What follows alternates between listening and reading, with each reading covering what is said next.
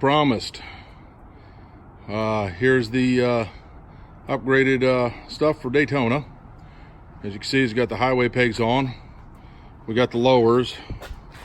Bought them through Moto Fire off Amazon. It didn't come with instructions, but I watched their video, so it wasn't too bad. For the most part, we're ready. The bike's ready for Daytona. I got a ram mount there. I got a higher windshield than stock. My older eyes can't take it anymore with all that wind, so I also wear full faced. Put the detachable rack on the back. This is the one with the wings, and see if I can get in here and shoot this and work it at the same time to slide out nice and easy.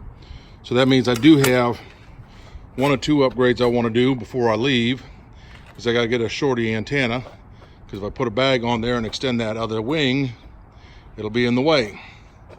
And I want to put a GoPro mount on the handlebars so I can see myself in my videos, because I'm such a beautiful guy. Of course, there's the Vance & Hines twin slash cut exhaust.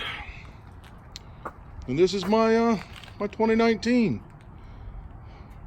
Road Glide.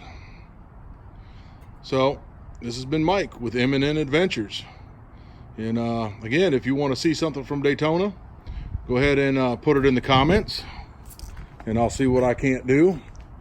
Like I said before, it must be